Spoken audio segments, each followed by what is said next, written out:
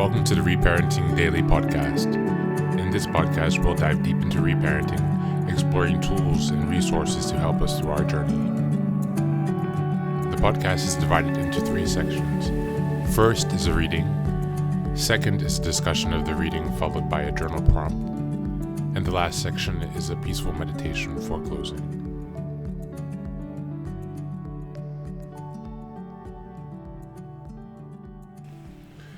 Hello. Today's reading is from Antifragile, Things That Gain from Disorder. This is a book by Nassim Nicholas Taleb. We'll just be reading from the prologue today. How to love the wind. Wind extinguishes a candle and energizes fire. Likewise, with randomness, uncertainty, chaos, you want to use them, not hide from them. You want to be the fire and wish for the wind. This summarizes the author's non-meek attitude to randomness and uncertainty. We don't want to just survive uncertainty, to just about make it. We want to survive uncertainty. And, in addition, like a certain class of aggressive Roman Stoics, have the last word. The mission is how to dedicate, even domesticate, even conquer the unseen, the opaque, and the inexplicable. How? 2. The anti-fragile. Some things benefit from shocks. They thrive and grow when exposed to volatility, randomness, disorder, and stressors, and love adventure, risk, and uncertainty. Yet in spite of the ubiquity of the phenomenon, there is no word for the exact opposite of fragile. Let us call it anti-fragile. Antifragility is beyond resilience or robustness. Resilience resists shocks and stays the same, and the anti-fragile gets better. The property is behind everything that has changed with time. The property is behind everything that has changed with time. Evolution, cultures, ideas, revolutions, political systems, technological innovation, culture and economic success, corporate survival, good recipes, say chicken soup or steak tartare, with a drop of cognac. The rise of cities, cultures, legal systems, equatorial forests, bacterial resistance, even our own existence as a species on this planet. And anti-fragility determines the boundary between what is living and organic or complex, say the human body, and what is inert, say a physical object, like a stapler on your desk. The anti-fragile loves randomness and uncertainty, which also means, crucially, a love of errors, a certain class of errors.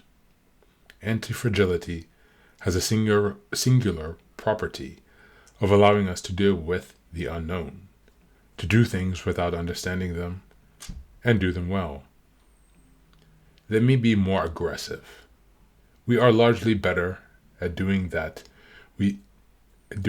we think we are at thinking. We are largely better at doing than we are at thinking, thanks to anti-fragility. I be dumb and anti-fragile than extremely smart and fragile anytime. It's easy to see things around us like that as a measure of stressors and volatility. Economic systems, your body, your nutrition, diabetes, and many similar modern ailments seem to be associated with a lack of randomness in feeding and the absence of stressors of occasional starvation. Your psyche. There are even financial contracts that the anti-fragile are explicitly designed to benefit from market volatility. Anti-fragility makes us understand fragility better. Just as we cannot improve our health without reducing disease, or increase wealth without first decreasing losses, antifragility and fragility are degrees on the spectrum. Thank you, and that's the reading for today.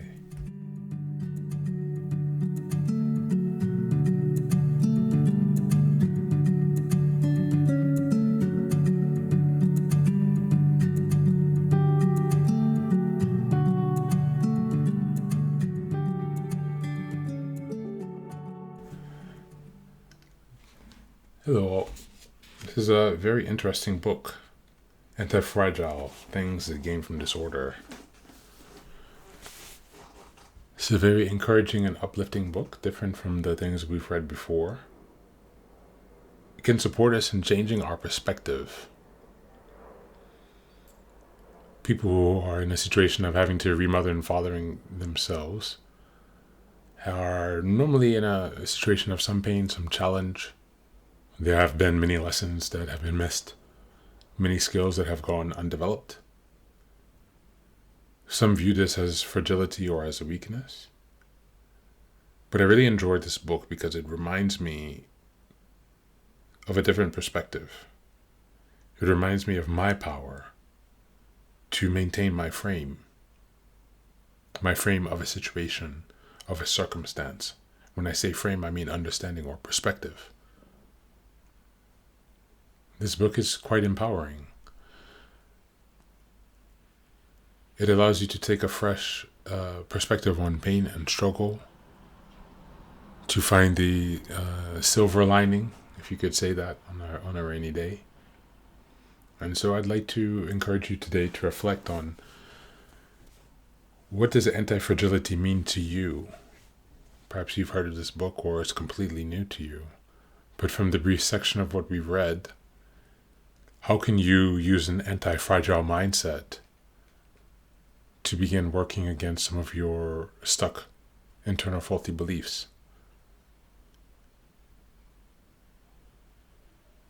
How can you use an anti-fragile mindset to improve your self-esteem and your social abilities? Anti-fragile to me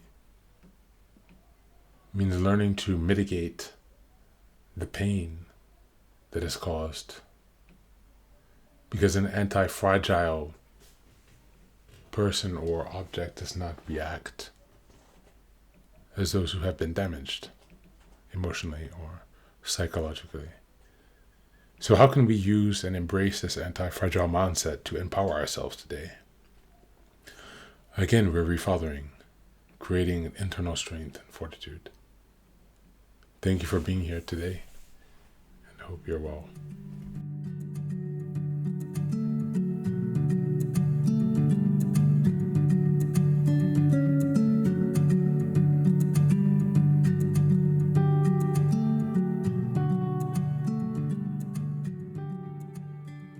And now, let us move on to the final section, the meditation.